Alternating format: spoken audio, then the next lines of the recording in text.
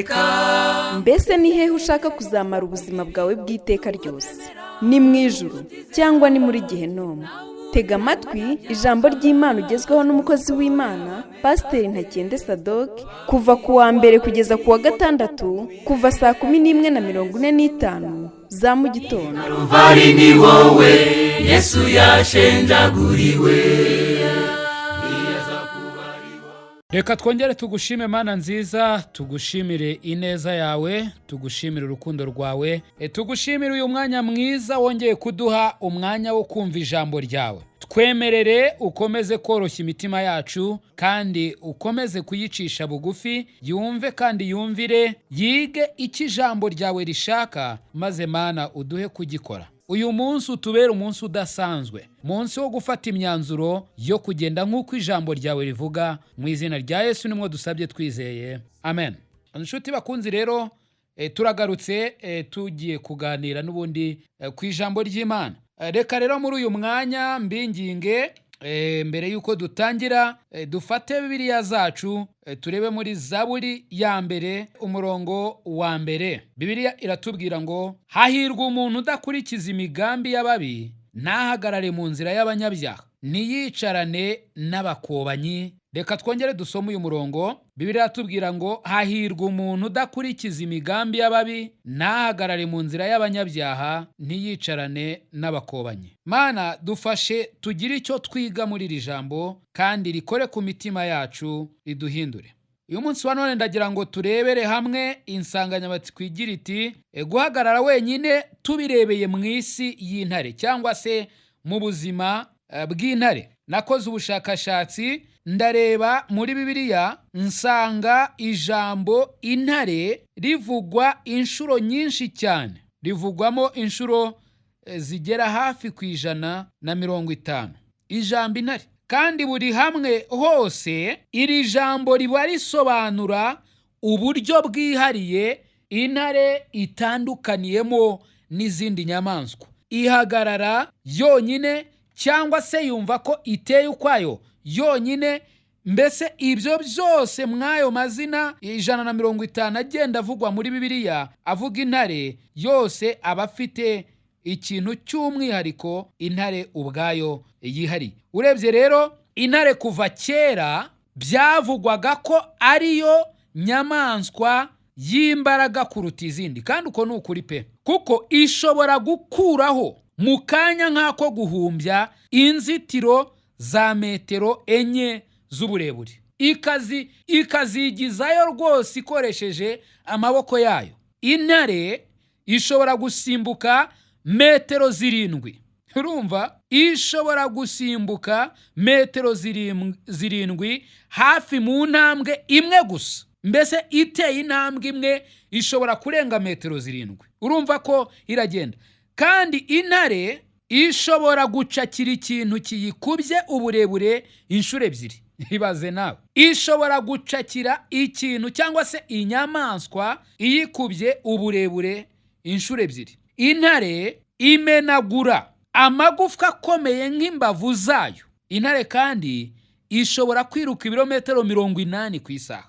Ndagira ngo rero wumve ko intare ari inyamaswa iteye ukundi kuntu kwayo kwihari. Ariko kandi intare nubwo ishobora kwiruka ibi birometero 80 mu isaha, urumva yuko bigoye kugira ngo inyamaswa zayisiga ntabwo ari nyinshi. Iriruka cyane, ifasha umuvuduko baba shoferi bagenda biguru ntege cyangwa se bagenda nk'utunyamasyo mu mihanda, ntabwo yazamenya naho intare yaciye. Intare rero nk'uko naribivuze mu kanya ni inyamaswa itwigisha byinshi. Ntekereza ko bijyanye n'uyu murongo. Uyu murongo twamaze gusoma uvuga ngo hahirwa umuntu udakurikiza imigambi y'ababi, ntahagarare mu nzira y'abanyabyaha, ntiyicarane n'abakobanyi. Intare y'ubwayo n'imiterere yayo ikwereka ko intare yihariye. Icyo tugiye kureba ni iki? Guhagarara wenyine ariko tubirebeye mu buzima bw'intare. Icya mbere twarebera ku buzima bw'intare ni umutima wuzuye ubushizi bw'amanga. intare ni inyamaswa ishize amanga. Intare ni inyamaswa itagira ubwoba. Intare ni inyamaswa y'ubwayo ahubwo iteye ubwoba.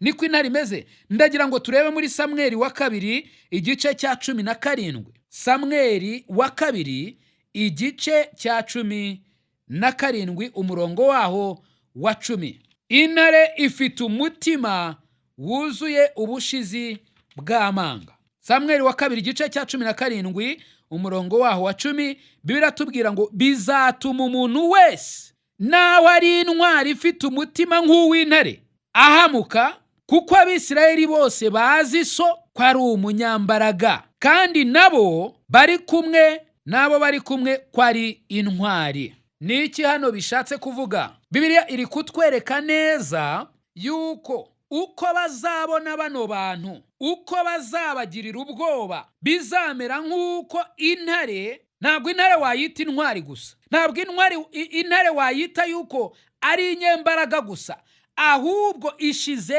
n'amanga. Mu yandi magambo, ntabwo igomba kwirirwa igira ibyo ikora kugira ngo izindi nyamaswa ziyitinye. Oya, no kuyibona byonyine bituma ziyitinya. Niyo mpamvu ahangaha Bibiliya iri kutubwira ngo bizatuma umuntu wese nawe ari intwari ifite umutima nk'uw'intare ahamuka, kuko Abisirayeli bose bazi so ko ari umunyembaraga, kandi nabo bari kumwe ko ari intwari.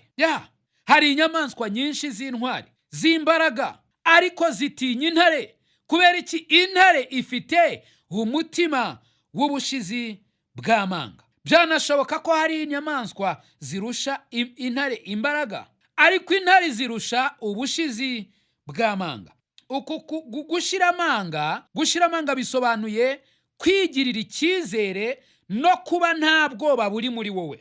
Niko gushira amanga, ni ukwigirira icyizere. Mbese muri wowe uba wuzuye icyizere, uba wuzuye kumva nta bwoba na bukeya buri muri wowe ku birebana n'icyerekezo urimo. Umuhungu cyangwa umukobwa uhagarara wenyine agomba kugira icyizere ko amahame y'Imana iyo yumviwe by'ukuri burundu abyara imibereho yo ku rwego rwo hejuru. Ubwoba bwirukanwa no kumenya yuko amategeko y'Imana ari ukwerekanwa k'urukundo rwayo, kandi kwibana natwe ibihe byose. Ndagira ngo nkubwire hano muri Zaburi ya 31 umurongo waho wa 24, Bibiliya itubwira neza. Ndagira ngo tuharebe Zaburi ya 31 umurongo waho wa 24.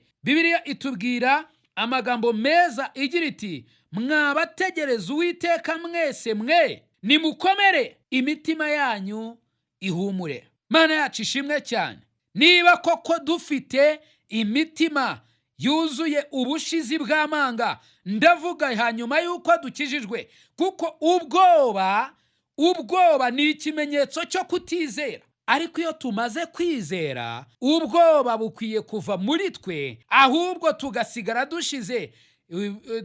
dushize amanga, dufite imitima yuzuye gushira amanga. Kandi icyo gihe tubonye yuko kugira umutima wuzuye gushira amanga ari ukwigirira icyizere, ndetse ntihabe hariho ubwoba na bukeya buri muri twebwe. Ni nayo mpamvu nta bwoba bukwiye kuba muri twe niba koko turi muri Kristo Yesu. Ahubwo wa mukobwa we, wa mudamu we, wa mugabo we, wa musore we, ndagira ngo nkubwire ngo niba koko uri muri Kristo Yesu, ukwiye kwigirira icyizere. Igihe cyose urimo kureba amahame y'Imana ndetse ukagira inyota yo kuyumvira, menya neza ko icyo gihe ibyo bizabyara imibereho yo ku rwego rwo hejuru, kandi bishobora kuba bisabye ko uba uri wenyine. Ni nayo mpamvu ndimo kukubwira ngo ukwiriye kwigira ku ntare. Intare ifite umutima wuzuye gushira amanga, yaba iri yonyine, yaba iri kumwe n'izindi. Intare iba ari intare ibihe byose. Ndagira ngo nkubwire icya kabiri. Cya mbere tubonye yuko intare irangwa no kugira umutima wuzuye gushira amanga. Cya kabiri, intare iyayanira gukurikira, cyangwa se yumva ifite inyota n'ubushake byo gukurikira. Iyayanira gukurikira. Mbese intare niba ishaka kurya ni lazima irakurikira. Imigani igice cya 28, ndagira ngo tuharebe twihuse. Imigani igice cya 28 umurongo waho wa mbere. Bibiliya iratubwira ngo umunyabyaha ahunga ari ntawe umwirukanye, ariko umukiranutsi ashira ubwoba nk'intare. Uramutse urebeye ku musatsi w'intare, cyangwa se tuvuga umugara wayo, umugara wayo utuma igaragara nk'inyacyubahiro, ndetse umugara wayo ukagaragaza ko ikuze. Mwene magambo byerekana ko rwose intare by'umwihariko y'ingabo, iyo witegereje umugara wayo ntabwo wayicisha mu ijisho, ntabwo wayisuzugura, kuko uhita ubona yuko ikuze. Umugara nanone ugaragara cyangwa se ukora nk'uburinzi bw'intare mu ntambara. Nk'uko umugara werekana ubukure mu ntare, ni nako umuhungu cyangwa umukobwa uhagarara wenyine ari uwo nguwo werekana ibimenyetso bigaragaza ko yaciye ukubiri n'ubwana bwo mu buryo bw'umwuka. Sinzi niba iki kintu urimo kucyumva. Nk'uko umugara werekana ubukure mu ntare, ni nako umuhungu cyangwa umukobwa uhagarara wenyine ari uwo nguwo werekana ibimenyetso bigaragaza ko yaciye ukubiri n'ubwana bwo mu buryo bw'umwuka. Reka nkubwire nshuti yanjye, niba ukijijwe hari ikintu cyari gikwiye kuba. Wari ukwiye kugera ku kigero cyaho ubwira ubwana bwo mu buryo bw'umwuka uti bayi, ngewe nkomeje urugendo, sigara, ntabwo ngishoboye kujyana nawe. Nubwo byaba bisaba ko uhagarara wenyine, ahari ushobora kuvuga uti ndatakaza inshuti zanjye, none se abo twasangiraga mu kabari biragenda gute? Abo twabyinanaga mu mihango itandukanye mbese biragenda bite? Abo twakoranaga ibi n'ibi mbese biragenda bite? Ndagira ngo nkubwire ngo ukwiriye guca ukubiri n'ubwana bwo mu buryo bw'umwuka, nibwo uzashobora kunezeza Imana. Ndagira ngo urebe mu Befeso igice cya 4 umurongo waho wa 14. Abefeso igice cyaho cya 4 umurongo waho wa 14. Bibiliya hari iki tubwira? Befeso 4 umurongo wa 14. Bibiliya iratubwira ngo kugira ngo tudakomeza kuba abana, duteraganwa n'umuraba, tujyanwa hirya no hino n'imiyaga yose y'imyigishirize n'uburiganya bw'abantu n'ubwenge bubi n'uburyo bwinshi bwo kutayobywa. Ndagira ngo umenye neza ko niba ukijijwe birakwiriye kugera kuri iki kigero cyaho uhagarara utarangwamwo ubwana bwo mu buryo bw'umwuka. Birababaje cyane ndetse biteye n'agahinda, kuko abitwa ngo ni abakristo nibo batukisha Imana uyu munsi wa none, kuko abatwitegereza barareba bakavuga bati ariko se koko abana b'Imana bari bakwiye kumera kuriya, bari bakwiye kugenda kuriya, bari bakwiye kwitwara kuriya. Bakibaza ngo ese koko birakwiye ko natwe twaba abana b'Imana? Bitewe n'iki? Bitewe n'uko tudafite iyi mitima iyayanira no gukurikira Imana, iyayanira no gukora ibyo Imana ishaka, nubwo twaba turi twenyine ngo twumve ko dukwiriye kubikora. Nshuti mukundwa, ndakwinginga kubw'ubuntu bw'Imana ngo niba koko warakijijwe, umenye neza ko wari ukwiye kugira uyu mutima nk'uw'intare. Bibiliya yatubwiye ngo iki mu Migani gice cya 28 umurongo waho wa mbere. Bibiliya yatubwiye ngo umunyabyaha ahunga ari ntawe umwirukanye, ariko umukiranutsi ashira ubwoba. Ntabwo umunyabyaha ashira ubwoba, umukiranutsi niwe ushira ubwoba. Kandi ntabwo ashira ubwoba mu magambo gusa, ahubwo ashira ubwoba nk'intare. Umva, intare muri kamere yayo nta gice na gitoya cy'ubwoba igira. Intare ni intare, intare ntigira ubwoba. Ni nayo mpamvu yitwa intare, kuko turi buze kubibona no mu izina ryayo bisobanuye ko nta bwoba igira. Umva nshuti, wari ukwiriye kuba umuntu ufite uruhande abarizwamo. Niba koko warakijijwe, niba koko uri umukiranutsi w'Imana, niba koko uri uwera, wari ukwiriye guhagarara ushize amanga. Kandi icya kabiri, wari ukwiriye kuba ufite iyi nyota, umutima wawe uyayanira gukurikira icyo Imana ishaka. Bantu benshi bajya bavuga bati, jyewe yaba namenyaga icyo Imana ishaka, yaba gusa namenyaga ubushake bwayo. Hari n'abajya batera intambwe yindi, uretse ko atari intambwe twabashimira, kuko ntabwo Imana ishakirwa ahantu runaka. Batera intambwe bakajya mu buvumo, batera intambwe bakajya ahantu hatandukanye, bagenda bavuga ngo, Mana ndashaka kumva icyo umbwira, Mana ndashaka kumenya icyo unshakaho. Gusa n'impamvu ijyana benshi akenshi ntabwo iba ariyo, kenshi riba ari irari ryabo. Kenshi baba bashaka kugira ibyo bisabira gusa bo ku bwabo. Ariko icyo turi kuvuga ahangaha ni iki ngiki: wari ukwiye kugira umutima uyayanira gushaka gukora ibyo Imana ishaka, nubwo byaba bisaba ko uhagarara wenyine. Yes, niko byari bikwiye kumera. Intare igira umutima wuzuye ubushizi bw'amanga. Icya kabiri, intare igira umutima uyayanira gukurikira cyangwa se gushakisha, ndetse nticogore itageze ku cyo irimo gushaka. Icya gatatu, intare igira umutima ushoboye gutera kubahwa, cyangwa se mu yandi magambo, intare y'ubwayo mu mimerere yayo ifite ubushobozi bwo gutera abantu cyangwa inyamaswa kuyubaha. Ndagira ngo turebe hano muri Amose igice cya 3 umurongo waho wa 8, cyangwa reka duhere muri Yesaya igice cya 5 umurongo waho wa 29. Yesaya 5 umurongo waho wa 29. Bibiliya iratubwira ngo kwivuga kwabo kuzaba nk'uko intare, bazivuga nk'imigunzu y'intare. Ni koko bazivuga bafata umuhigo wabo bawujyana amahoro, kandi nta murengezi uzaba hari. Uwo munsi bazabahoreraho nk'uko inyanja ihorera uyirimwo areba umusozi, akabona hari umwijima n'amakuba, kandi umucyo wijimishwe n'ibicu byabo. Imana irimo gushushanya abanyembaraga.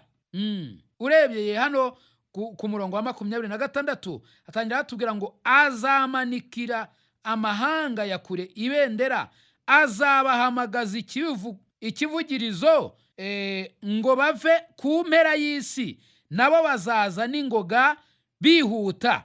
Muri bo nta wuzananirwa ngo asitare, nta wuzahunikira ngo asinzire, nta wuzakenyuruka, kandi n'udushumi tw'inkweto zabo ntituzacika.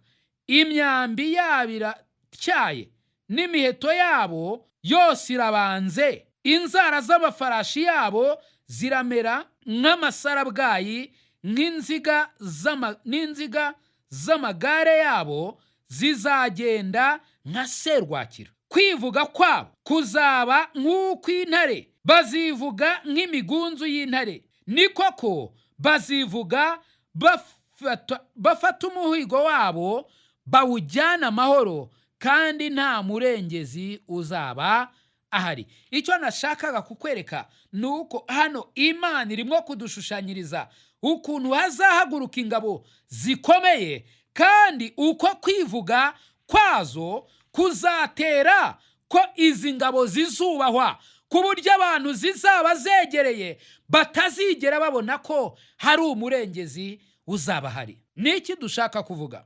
Intare ifite umutima ushoboye gutera kubahwa. Hari ikintu kibabaje cyane, abakristo bo muri iyi minsi batera abantu benshi gusuzugura Imana, batera abantu benshi kutubaha Imana. Kubera iki? Ntabwo bo ubuzima bwabo bushoboye gutera abantu kubaha Imana. Nyamara si Imana ivuga ngo iki? Imana iravuga ngo dukwiriye kuba turi mu mucyo no guhagarara mu mucyo, tukagendera mu mucyo, tukamurika, abantu bakareba ibyo dukora maze bikabatera guhimbaza Imana. Ariko benshi batera abantu kutubaha Imana. Kwivuga kw'intare kumvikanisha ubutware bwayo, kugatera no kuyubaha. Ntabwo buri intare iyo yivuze abantu bashobora kuvuga ngo oke, nta kibazo rwose, ngo bagira ngo ni nk'urukwavu. Oya, ahubwo intare iyo yivuze byumvikanisha ubutware bwayo, ndetse bikayitera cyangwa se bigatera mu nyamaswa zirimo kuyumva, bigatera mu bantu barimo kuyumva ko bakwiriye kuyubaha. Umva nshuti, waba uri umugabo cyangwa uri umumama, waba uri umukobwa cyangwa se uri umudamu, ndagira ngo umenye neza yuko ukwiriye guhagarara wenyine. Kandi ntabwo wahagarara wenyine gutyo gusa, ahubwo ukwiriye gukora ibyo bishingiye ku kuri. Ukwiriye gukora ibyo ngibyo bishingiye ku kuri. Ntukore ibyo wishakiye, ibyo ubwirwa n'irari ryawe, ahubwo ukabwira irari ryawe uti warariwe, umva, waba usambanyi we, wabwibone we, wakutizera we, wakubeshya we, waba ugambanyi we, waba uriganya we, waba ujura we, warwango we, wamacakubiri we, n'ibindi byose ukabibwira uti hoya, hoya, hoya, ntabwo ndi bukora ibyo mushaka, ntabwo ndi bukora ibyo ngibyo, ahubwo niyo nahagarara njyenyine ndakora ibi ngibi bishingiye ku kuri. Icyo gihe nibwo uzatera kubahwa, nibwo uzatera abantu kubaha ijambo ry'Imana no kubaha ubukristo. Ndagira ngo nkubwire neza yuko ukwiriye kubwira uwo mufiyanse wawe, niba umufite, ukamubwira uti wowe hari ibyo ukwiriye gukora, hari n'ibyo udakwiriye gukora. Kuko ugomba gukora ibyo ngibyo bishingiye ku kuri. Reka abo mwigana babimenye ko hari ibyo ukwiriye gukora, hari n'ibyo utajya ukora nubwo wahagarara wenyine. Bamenye ko utajya ukopera nubwo ikizami cyaba gikomeye. Bamenye ko utajya wiba nubwo ubukene bwaba bukugarije. Bamenye ko hari ibyo utajya ukora. Abo mukorana babimenye, abo mugendana babimenye, abo musengana babimenye ko utajya ubikora nubwo byagusaba guhagarara wenyine. Ukwiriye gukora ibishingiye ku kuri nubwo byaba bigusaba guhagarara wenyine. Ndagira ngo umenye iki ngiki, ukuri ni intwaro ikomeye inesha ikibi. Giceho akarongo disi we, kuko uku ni ukuri. Ukuri ni intwaro ikomeye inesha ikibi. Na Satani ubwe yasubiye inyuma arayamanika igihe Yesu yamubwiraga ibyanditswe by'ukuri ku ijambo ry'Imana. Igihe yamugeragezaga mu butayu, yamubwiye ijambo, amubwira ibyanditswe, maze Satani arayamanika ava aho ngaho. Umva nshuti, ukuri nicyo ukwivuga kuri ku ntare. Buriya intare iyo yivuga ni nkaho ibiri kuvuga iti ni ukuri mukwiye kunyubaha, ni ukuri ndi umutware, ni nkaho ariko ibiri kuvuga. Niyo mpamvu rero natwe iyo tuzi kandi tugakoresha ukuri kw'ijambo ry'Imana, twareka ukuri akaba ariko gusakuza, tukirinda ibitari ukwera imbuto.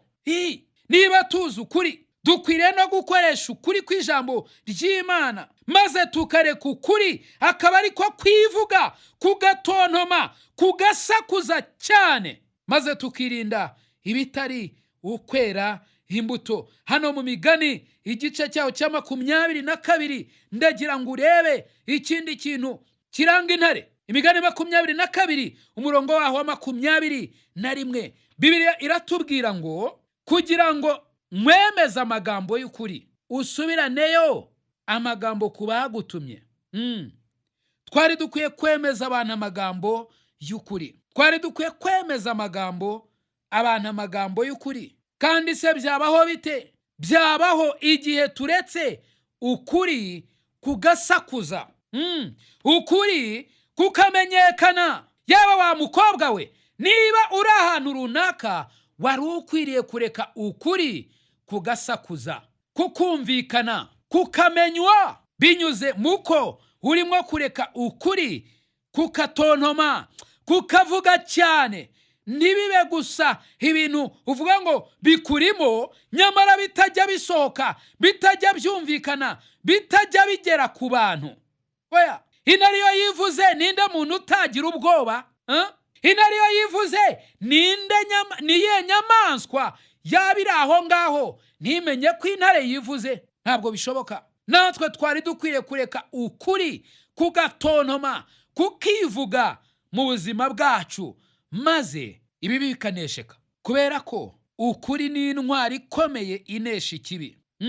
Ukuri ni intwaro ikomeye inesha ikibi. Mu mwanya washize hari abantu bari barimo kumbwira bati, rwose dusengere pasiteri, turashaka kureka inzoga, turashaka kureka ibyaha. Kandi pe, uko ni ukuri ko dukwiriye gusenga, ariko iyo siyo ntwaro ya mbere ituma tureka ibibi, ituma tureka ibyaha. Icyatuma tureka ibyaha nuko twareka ukuri kukivuga muri twebwe. Mana yacu ishimwe cyane. Ukuri kandi ntabwo tujya kukugura, ahubwo ukuri niba tukwemeye, ukuri Imana yarakuduhaye. Ukuri ni ijambo ryayo, ukuri ni Kristo. Niba twaramwakiriye, twakiriye ukuri, ni nayo mpamvu dukwiye kureka ukuri kukivuga muri twe, maze abantu bagaha Imana icyubahiro. Intare ishobora gutera kubahwa.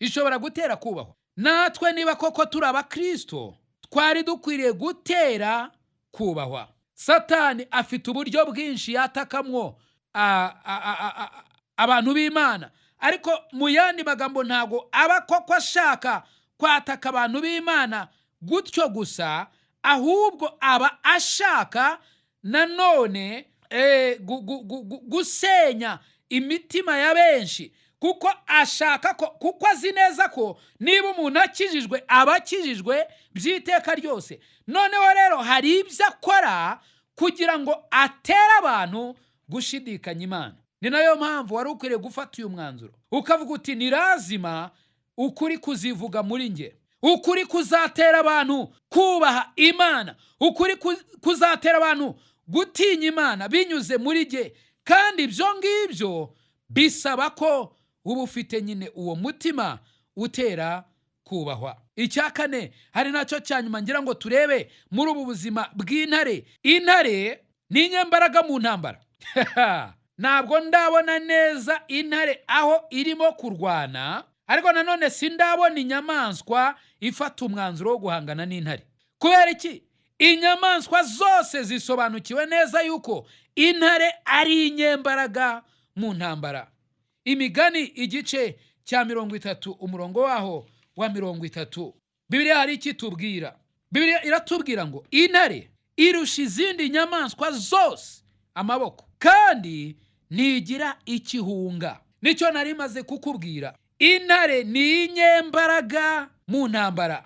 Umva wa mukristo we, mbese uri umunyembaraga mu ntambara cyangwa uri umunyantege nke? Ibi ngibi kandi bituruka mu mutima, kuko imbaraga zawe ntabwo ari izo ngizo ziri mu ayo maboko yawe. Oya, ahubwo imbaraga zawe nk'umukristo zigomba guturuka mu mutima. Intare ni inyembaraga mu ntambara, irusha izindi nyamaswa zose amaboko, nta nubwo igira ikihunga. Ijambo cyangwa izina intare nigeze kubibabwira bivuze gushwanyaguza, bivuze kumenagura. Izina ryayo ubwaryo ritsindagira imbaraga zayo mu ntambara.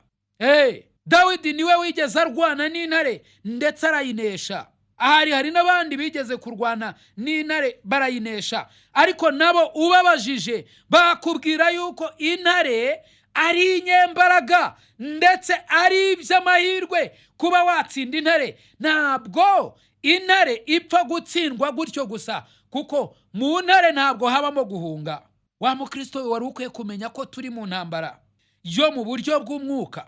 Wari ukwiye kumenya ko hari intwaro zo mu buryo bw'umwuka wari ukwiriye kwambara. Wari ukwiriye kumenya ko mu buryo bw'umwuka utari ukwiriye kwigera ureba inyuma. Ntabwo wari ukwiye kwigera ugira ubuhunga, kubera yuko imbaraga zo guhagarara ndetse ukanesha zirahari ku mwana wese w'Imana, yaba umuhungu, yaba umukobwa, yaba umugabo, yaba umudamu, yaba uwo ari we wese, umuzungu, umwirabura, yaba uwera cyangwa umuhondo cyangwa utukura. Buri muntu wese wamaze kubyarwa n'Imana, izi mbaraga zo guhagarara wenyine zirahari. Igihe cyose wakiriye Yesu Kristo nk'umwami n'umukiza w'ubugingo bwawe, kandi ukiga no guhagarara mu ntsinzi ye yamaze kubonera i Calvary. Yohana niwe wandikiye abantu bakiri batoya, arababwira ati mugomba gukomera ndetse mukabaho munesha, kubera ko hano muri Yohana wa mbere igice cya 2, ndagira ngo tuhasome twihuse. Yohana wa mbere igice cya 2 umurongo waho wa 13. Yohana wa mbere igice cya mbere igice cya 2 mumbabarire, umurongo waho wa 13. Bibiliya iratubwira ngo, namwe base ndabandikiye kuko mwamenye. Namwe base ndabandikiye kuko mwamenye yuko wahereye mbere na mbere. Ndabandikiye basore kuko mwanesheje umubi. Ndabandikiye bana bato kuko mwamenye data wa twese. Ndabandikiye base kuko mwamenye uwahozeho mbere na mbere. Ndabandikiye basore kuko mufite imbaraga, kandi ijambo ry'Imana rikaguma muri mwe, mukaba mwaranesheje wa mubi. Umva nshuti, imbaraga zo guhagarara wenyine no kunesha zirahari kuri wowe niba warakiriye Yesu nk'umukiza w'ubugingo bwawe. Yesu yahagaze wenyine ku musaraba. Yesu yahagaze wenyine mu rubanza kwa Pilato. Yesu yahagaze wenyine aterwa amabuye. Yesu yahagaze wenyine kugeza ku munota wa nyuma. Kubera iki? Kuko hari ukuri kwagombaga kugaragara. Danieli yahagaze wenyine kugeza ubwo yagiye mu rwobo rw'intare. Danieli agaragara ko yari ari mu kuri, kandi ukuri kuratsinda. Nyamara hari abantu benshi yagombaga kuba yahagararana nabo, ariko ntihagararanye nabo kuko yashakaga guhamya Imana. Mbese uyu munsi wa none urashaka guhagarara wenyine, ugahagarara ku kuri? Dore ibintu 4 tubonye. Ukwiriye kugira umutima wuzuye ubushizi bw'amanga. Icya 2, ukwiriye kugira umutima wuzuye kuyayanira, gukurikira ukuri, gukurikira ijambo ry'Imana. Icya 3, ukwiriye kuba ufite umutima wibonamo ubushobozi bwo gutera kubahwa. Icya 4, ukwiriye kugira umutima wuzuye izo mbaraga zo guhagarara mu ntambara. Icyama ukagira umutima umeze nk'uw'intare, nk'uko twabibonye ibyanditswe bibivuga ko umukiranutsi ashushanywa n'intare. I Calvary ni wowe Yesu yashenjaguriwe. Nshuti mukundwa, mbese aho izina ryawe ryanditswe mu gitabo cy'ubugingo? Ese impanda ivuze Yesu agarutse nona, cyangwa uramutse uvuye mu mubiri, wizeye neza 100% ko wajya mu ijuru? Ndakwinginga ngo uyu munsi utekereze ku iherezo ryawe, maze ufate umwanzuro uruta iyindi. Imana iragukunda kandi Yesu aragutegereje. Ngwino, tebuka aguha agakiza, akuruhura umutwaro w'ubwoba, aguha amahoro, umunezero n'ibyiringiro byuzuye byo mu mutima. Ukeneye ubundi bufasha, waduhamagara kuri izi nimero: 0783 00 16 46. Imana iguha umugisha. Kuba ari wowe munyabyaha gusa uhari, ntibyari kubuza Yesu kuza hano kugupfira, niwaburira imbabazi